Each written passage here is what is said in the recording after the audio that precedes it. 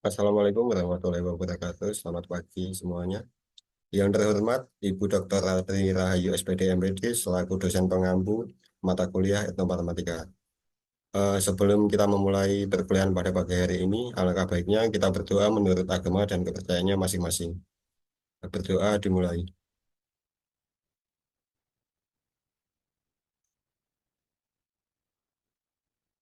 Berdoa selesai. Baik, langsung saja kita masuk ke dalam materinya. Materinya yaitu berjudul tentang struktur logika dalam matematika.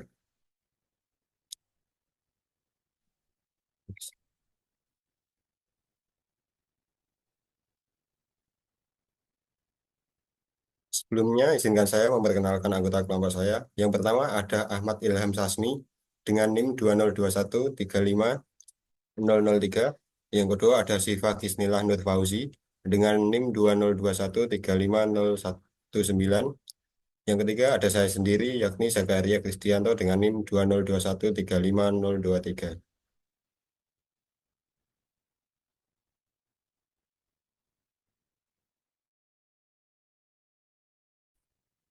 Yang pertama, di sini ada logika sebagai landasan penalaran. Istilah logika pertama kali digunakan oleh seorang filosof yang bernama Zeno dari Elia. Kemudian dikembangkan oleh Aristoteles dalam meneliti argumentasi-argumentasi yang bertolak dari proposisi-proposisi yang diragukan kebenarannya, sehingga dipakainya istilah dialekta. Logika merupakan bagian dari studi tentang matematika yang mempelajari, menyelidiki proses atau cara berpikir yang benar, yang sehat, dan menjadi patokan yang mesti dipatuhi agar pernyataan yang diambil adalah sah dan benar. Menurut Muhammad Mufid, bahwa dalam logika tidak terlepas dari empat hukum dasar, yakni hukum identitas, hukum kontradiksi, hukum tidak ada jalan tengah, dan hukum cukup alasan. Next.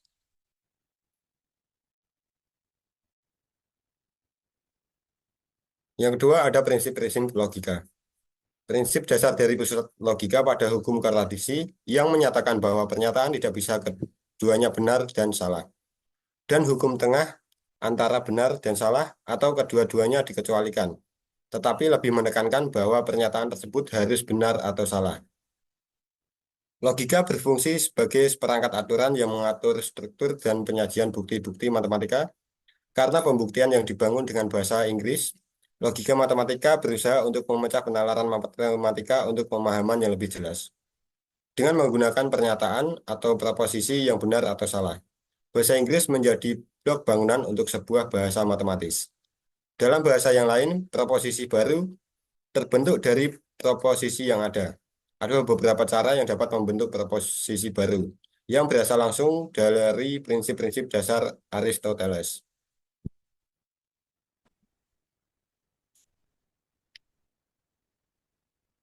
Ada beberapa cara yang dapat membentuk proporsi baru yang berasal langsung dari prinsip-prinsip dasar Aristoteles, yaitu yang pertama ada menghubungkan dua proporsi dengan kata dan atau maka yang berfungsi sebagai kata penghubung. Yang kedua, membentuk negasi adalah cara lain untuk membangun proporsi baru dan melibatkan dalam membuat sebuah pernyataan bahwa pernyataan yang diberikan adalah salah. Secara keseluruhan, logika adalah cara untuk meningkatkan kemampuan kritis seseorang berpikir dengan tidak hanya melihat masalah, tetapi mempelajari masalah dan menerapkan strategi untuk menemukan solusi. Kak Ini Abang, melibatkan penalaran induktif dan deduktif. Penalaran induktif adalah proses di mana kesimpulan umum tiba dengan membuat pengamatan terbatas. Di sisi lain, penalaran deduktif adalah proses di mana satu berlangsung hati-hati dari definisi dan fakta didirikan untuk sampai pada kesimpulan mungkin.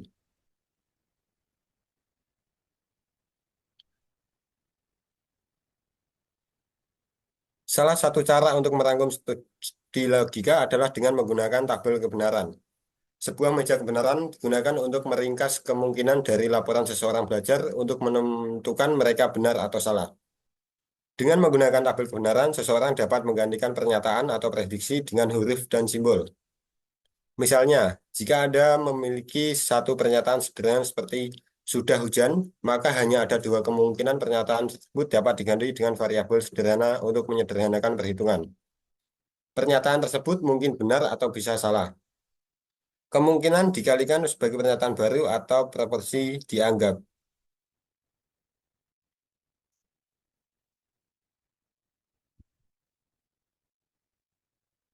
Yang ketiga ada logika matematika adalah logika simbolik. Logika dan matematika memiliki hubungan antara satu dengan yang lainnya, sehingga dinamakan dengan logika matematika. Logika masuk ke dalam kategori matematika murni karena matematika adalah logika yang tersistematisasi. Logika dapat disistematisasi dalam beberapa golongan, yakni yang pertama menurut kualitas bagi dua, yaitu logika naturalis atau kecakapan berlogika berdasarkan kemampuan akal bawaan manusia, dan logika artifisialis atau logika ilmiah, yang bertugas membantu logika naturalis dalam menunjukkan jalan pemikiran agar lebih mudah dicerna, lebih teliti, dan lebih efisien. Yang kedua, menurut metode dibagi menjadi dua, yaitu logika tradisional, yakni logika yang mengikuti Aristotelian dan logika modern. Yang ketiga, menurut objek dibagi menjadi dua, yaitu logika normal atau logika deduktif dan induktif, dan logika material.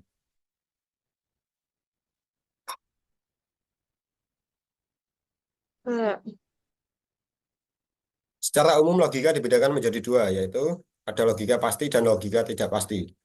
Logika pasti sendiri meliputi logika pernyataan atau proposisional logis, logika predikat atau predikat logis, logika hubungan atau relation logis, dan yang keempat ada logika himpunan. Logika tidak pasti sendiri meliputi dua hal, yakni logika samar atau kabur atau fuzzy logis, dan logika fuzzy merupakan pertengahan dari dua nilai biner, yaitu ya atau tidak, nol atau satu, benar atau salah.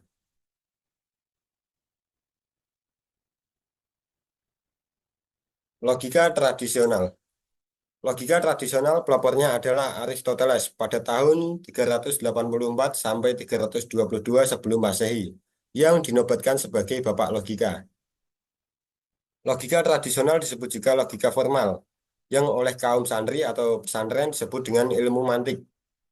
Aristoteles sendiri tidak memakai istilah logika, melainkan istilah analitika dan dialekta. Analitika dimaksudkan penyelidikan terhadap argumen-argumen yang bertolak dari putusan-putusan yang benar. Dialekta adalah penyelidikan terhadap argumen-argumen yang bertolak dari putusan-putusan yang masih diragukan kebenarannya. Salah satu teori metafisika Aristoteles yang paling penting ialah pendapatnya yang menyatakan bahwa matter dan form itu bersatu.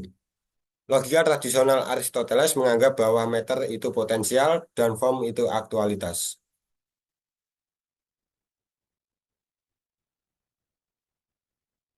Logika metafisis. Logika metafisis dipelopori oleh F. Hegel pada tahun 1770 sampai 1831 Masehi. Menurut Hegel, logika dianggap sebagai metafisika di mana susunan pikiran dianggap sebagai kenyataan. Logika metafisis merupakan logika yang wilayah kajiannya menelaah tentang bentuk-bentuk fisik dari seluruh yang ada dalam jagat raya. Proses idea yang dikemukakan Hegel disebut dengan dialekta. Proses itulah yang menjadi keterangan untuk segala kejadian dan proses tersebut berlaku menurut hukum akal. Menurut aksioma Hegel, bahwa apa yang masuk akal itu sungguh real, dan apa yang real tersebut masuk akal atau rasional.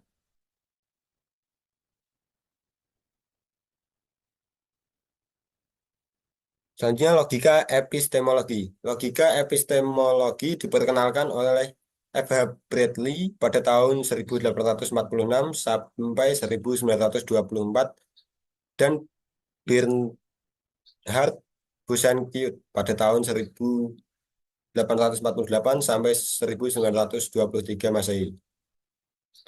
Logika epistemologi adalah logika filsafat yang mengkaji seluk-beluk dan tata cara memperoleh satu pengetahuan, metode-metode dan pendekatan yang digunakan untuk mendapatkan pengetahuan yang logis dan rasional.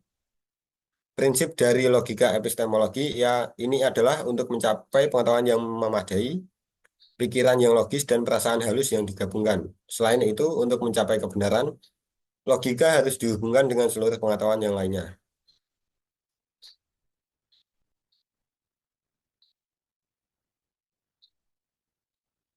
Selanjutnya ada logika pragmatis. Logika pragmatis dipelopori oleh John Dewey pada tahun 1959 sampai 1952. Logika merupakan alat atau instrumen untuk menyelesaikan masalah. Instrumentalisme adalah suatu usaha untuk menyusun teori yang logis dan tepat dari konsep-konsep, pertimbangan-pertimbangan, penyimpulan-penyimpulan dalam bentuknya yang bermacam-macam itu dengan cara utama, yakni menyelidiki bagaimana pikiran-pikiran berfungsi dalam penemuan-penemuan yang berdasarkan pengalaman-pengalaman yang mengenai konsekuensi-konsekuensi di masa depan. Logika pragmatisme berarti hanya idea yang dapat dipraktikkan yang benar dan berguna. Idea-idea hanya ada dalam idea juga kebimbangan terhadap realitas objek indera. Semua itu nonsens bagi pragmatisme. Yang ada ialah apa yang ada secara real di dalam dunia ini.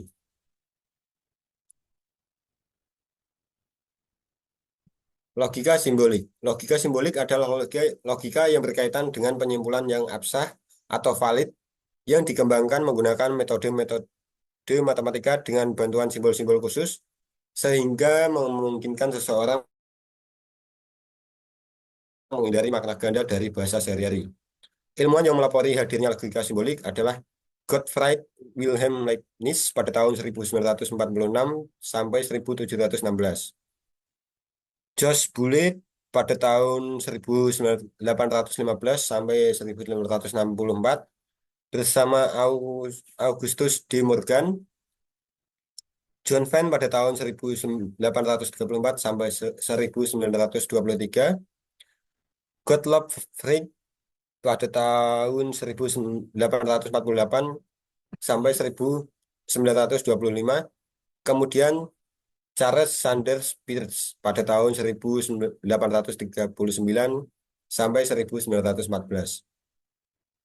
Logika matematika merupakan logika yang menggunakan lambang atau simbol dalam menganalisis proses penyimpulan fungsi sebagai rumusan dalam logika matematika bekerja dengan simbolisasi.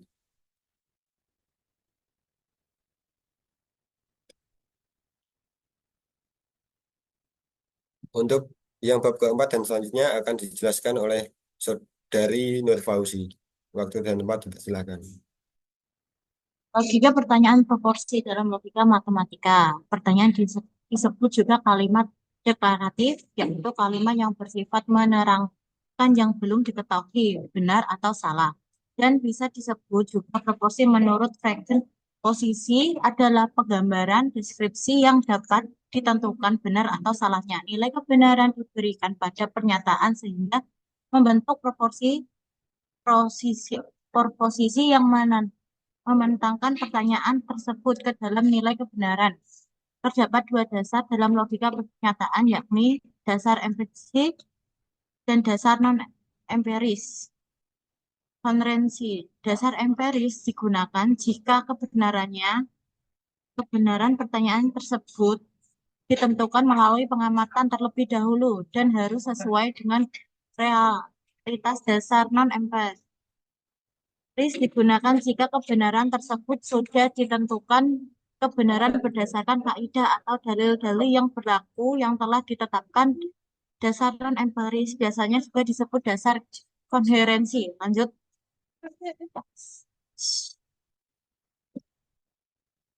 Kalimat yang bukan pernyataan dalam matematika, yaitu kalimat yang berisi perintah dan larangan kalimatannya, sehingga kalimat yang bukan merupakan suatu pernyataan adalah kalimat terbuka.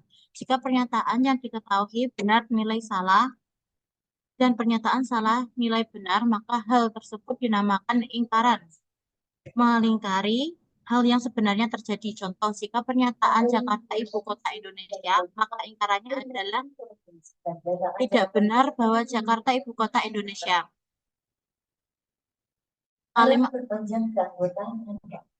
Kalimat atau pernyataan adalah materi utama logika pernyataan. Beberapa bentuk penggabungan sederhana yaitu konjungsi, diksi, implikasi, dan implikasi. Next.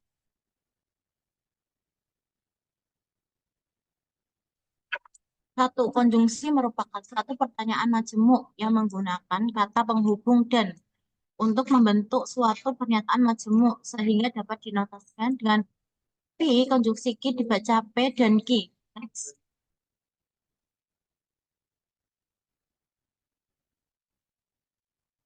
Si.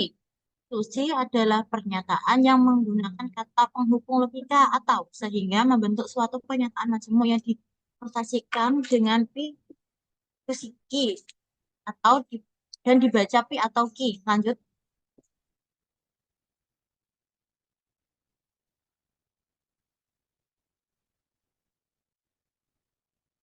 Implikasi yang mengandung bentuk CKP maka ki biasanya disebut implikasi kondisional atau pernyataan bersyarat. Implikasi P maka ki dinotasikan dengan P. Implikasi ki pernyataan P ekuivalen dengan P bisa dibuktikan dengan menggunakan tabel kebenaran.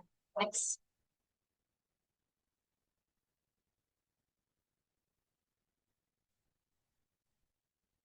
Implikasi pernyataan yang mengandung bentuk P jika dan hanya jika Q biasanya disebut implikasi bikondisional. Implikasi P jika dan hanya Q hanya jika Q dinotasikan dengan P implikasi Q yang merupakan singkatan dari dua implikasi yaitu P atau P Q dan P.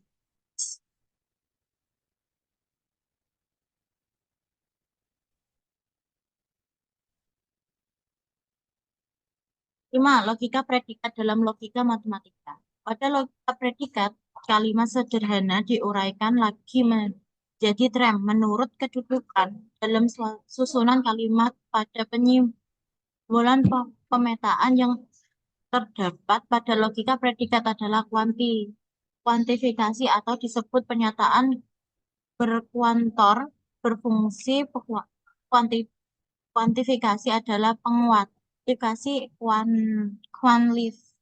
kuantifier yang berupa phrase untuk semua X yang disimbolkan dengan universal universal pointer dan ada X sedemikian rupa sehingga yang disimbolkan dengan estimational quantitative quantifier. Satu, penguat yang pertama disebut dengan kuantifikasi universal. Universal quantitative penguat pengakutif universal menunjukkan bahwa setiap objek dalam semesta mempunyai sifat kalimat yang menyatakannya. Dua, penguatifikasi yang kedua disebut sebagai penguatifikasi eksistensial. Eksistensial kuantitatif pengakutifikasi eksistensial menunjukkan bahwa di antara objek-objek dalam semestanya paling sedikit ada satu trem yang memenuhi sifat kalimat yang menyatakan. Next.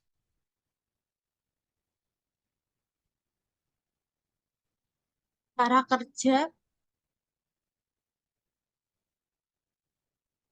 kerja fungsi yang berupa kuantifikasi dalam logika predikat memiliki tiga prinsip yaitu satu ekuivalensi kuantifikasional, dua instansiasi, tiga generalisasi universal dan eksistensial. Ingkaran atau negasi dari logika predikat sebagai sanggahan dan pernyataan sebelum yang telah ditentukan nilai kebenarannya memberi kesan bahwa ketika pernyataan awal bernilai salah, maka pernyataan selanjutnya akan bernilai benar. Dan sebaliknya, jika pernyataan awal bernilai benar, maka pernyataan selanjutnya bernilai salah, maka negasinya akan ditunjukkan sebagai berikut.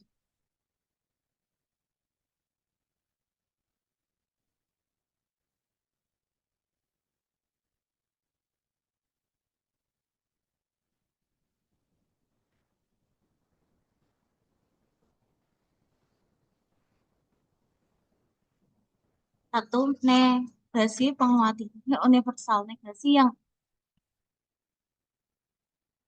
Negasi dari penguatifikasi universal adalah penguatifikasi aksial yang dapat ditulis sebagai berikut. Kasih universal quantity PX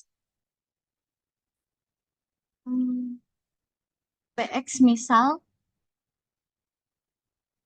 eksistensial quantity sebagai contoh jika PX adalah sepeda mempunyai roda, universal quantity PX adalah semua sepeda mempunyai roda, maka ekspektasi XP adalah ada sepeda yang tidak mempunyai roda. Dua, negasi pengakuan eksistensial. Negasi dari pengakuan eksistensial adalah penguantifikasi universal yang dapat ditulis sebagai bentuk negasi eksistensial kuanti. Misal, universal kuanti PX sebagai contoh, PX adalah kambing berkaki empat. S adalah terdapat kambing berkaki empat, maka eksistensial PX adalah semua kambing tidak berkaki empat. X.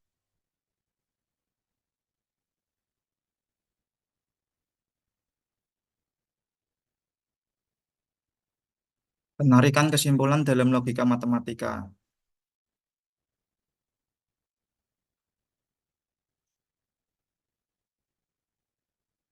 Suatu premis dapat dinyatakan suatu fakta, suatu generalisasi atau sekedar asumsi yang spesifik.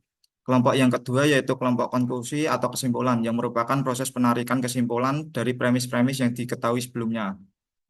Suatu argumen dianggap valid jika konklusinya adalah konsekuensi logis dari premis-premis yang telah dibangun sebelumnya.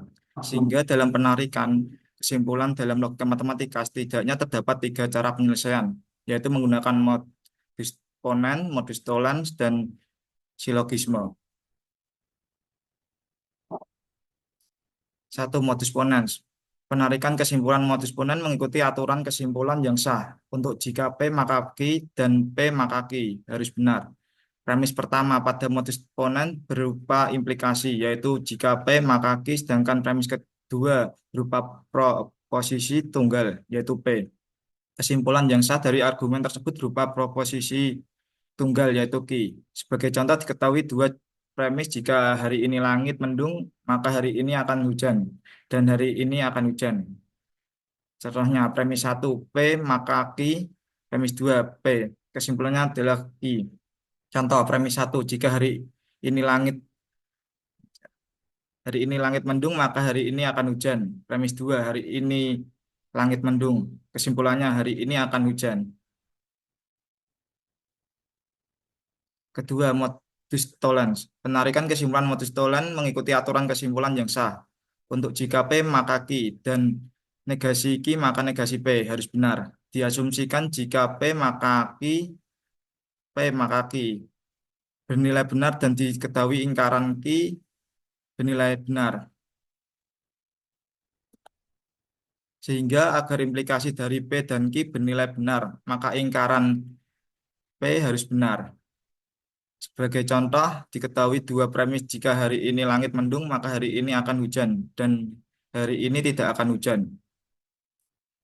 Premis 1, P maka Q, premis 2, ingkaran Q, kesimpulannya adalah ingkaran P. Contohnya, premis 1, jika hari ini langit mendung, maka hari ini akan hujan. Premis 2, hari ini tidak akan hujan. Kesimpulan, hari ini langit tidak mendung. Yang ketiga, silogisme. Kesimpulan yang sah dari metode silogisme merupakan kesimpulan dari keadaan yang umum ke yang khusus. Aturan dasar penarikan kesimpulan, silogisme menyatakan bahwa jika P maka Q dan jika Q maka R keduanya bernilai benar. Menghasilkan kesimpulan jika P maka R juga bernilai benar. Dengan kata lain, hasil penarikan kesimpulan silogisme digunakan ketika konsekuen premis pertama sama dengan antecedent premis kedua. Hasil penarikan kesimpulan silogisme adalah implikasi dari antecedent premis pertama dan konsekuen premis kedua. Sebagai contoh diketahui dua premis. Jika hari ini langit mendung, maka hari ini akan hujan. Dan jika hari ini akan hujan, maka Doni akan membawa payung.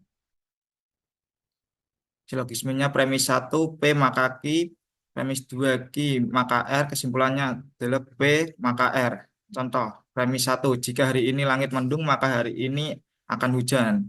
Premis 2, jika hari ini akan hujan, maka Doni membawa payung.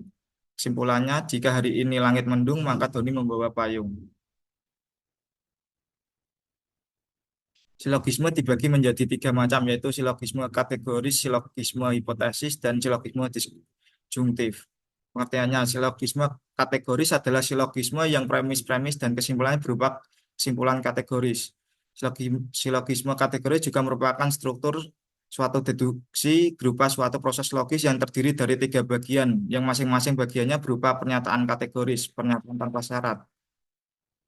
2. Silogisme hipotesis adalah argumen yang premis mayornya berupa proposisi hipotetik, sedangkan premis minornya adalah proposisi kategorik yang menetapkan atau mengingkari. Silogisme hipotetik, term konklusi adalah term yang kesemuanya dikandung oleh premis mayornya. Mungkin bagian antecedent dan mungkin pula bagian konsekuennya tergantung oleh bagian yang diakui atau dipungkiri oleh premis minornya. Yang ketiga, silogisme disjungtif adalah silogisme yang premis mayornya keputusan disjungtif, sedangkan premis minornya keputusan kategorika yang mengakui atau mengingkari salah satu alternatif yang disebut premis mayor. Logika matematika sebagai logika berpikir modern. Menurut Euclides, untuk menyimpulkan semua pernyataan yang lain sebagai teorema yang berasal dari kebenaran yang telah dibuktikan hanya dengan menggunakan logika. Logika sebagai alat metodologis dalam berfilsafat seringkali berhubungan dengan kesahihan penalaran. Menurut Descartes, bahwa logika modern lebih menekankan pada penggunaan metode matematika formal dalam bidang logika. Logika modern didasarkan pada hubungan logis di antara seluruh klaim dari pusat perhatiannya telah bergeser dari silogisme menuju argumen-argumen yang hipotetikal dan disjungtif. Logika modern hanya mengulangi semua kategori kuno dengan dibubuhi dan diperbarui beberapa simbol dengan tujuan untuk mewakili fakta, sehingga kita dinyatakan bahwa tidak ada sesuatu hal baru dalam apa yang mereka nyatakan, kecuali hanya menggunakan simbol-simbol tertentu untuk mewakili kebenaran fakta tersebut. Ada 2 cabang utama logika formal saat ini, yaitu kalkulus proporsional dan kalkulus predikat.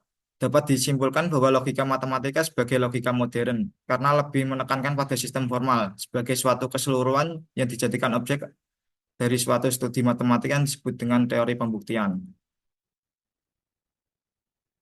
Kesimpulan dari seluruhnya adalah sebagai ilmu logika disebut dengan logik episteme atau logical science atau ilmu logika yang mempelajari kecakapan untuk berpikir secara lurus, tepat, dan teratur. Di sini mengacu pada kemampuan rasional untuk mengetahui dan kecakapan mengacu pada kesanggupan akal budi untuk mewujudkan pengetahuan ke dalam tindakan kata logis. Yang dipergunakan tersebut bisa juga diartikan dengan suatu hal yang masuk akal atau rasional. Dalam makna luas, logika merupakan suatu cabang ilmu yang mengkaji penurunan kesimpulan yang sahih atau valid dan tidak sahih atau tidak valid. Oleh karena itu, logika adalah sarana untuk berpikir sistematis, valid, dan dapat dipertanggungjawabkan. Karena itu, berpikir logis adalah berpikir yang sesuai dengan aturan-aturan berpikir. Misalnya, setengah tidak boleh lebih dari satu. Namun, dapat diartikan juga bahwa secara luas logika adalah cabang filsafat yang membicarakan prinsip serta norma-norma penyimpulan yang sah. Secara sederhana, logika adalah cabang filsafat yang membahas metode penalaran yang sah dan dibangun berdasarkan premis-premis sampai pada kesimpulan. Logika sangat penting digunakan dalam sehari-hari, memahami berbagai persoalan baik dalam bidang ekstra maupun ilmu-ilmu lainnya. Kemudian dipecahkan dengan penalaran yang rasional. Logika merupakan proses berpikir yang terjadi di saat menurunkan atau menarik kesimpulan dari pernyataan-pernyataan yang diketahui benar atau dianggap benar. Sehingga pada bab ini akan dibahas tentang kaidah-kaidah logika. Logika matematika adalah logika simbolik, logika pernyataan dalam logika matematika, logika predikat, dan logika matematika, penekanan kesimpulan dalam logika matematika, dan logika matematika sebagai logika berpikir modern. Sekian presentasi dari kelompok saya. Apakah ada yang ingin ditanyakan?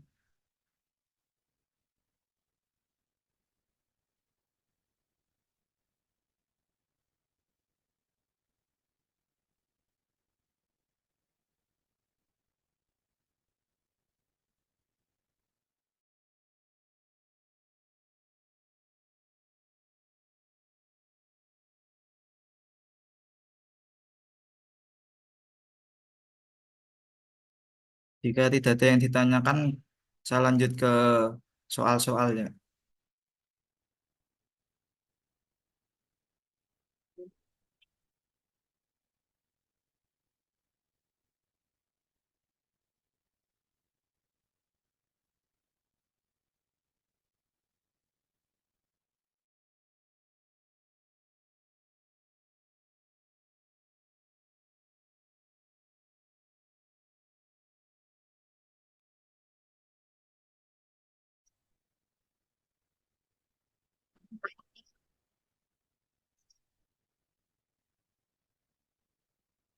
Saya akhiri presentasi pada pagi hari ini. Terima kasih pada teman-teman yang telah mengikuti perkuliahan pada pagi hari ini.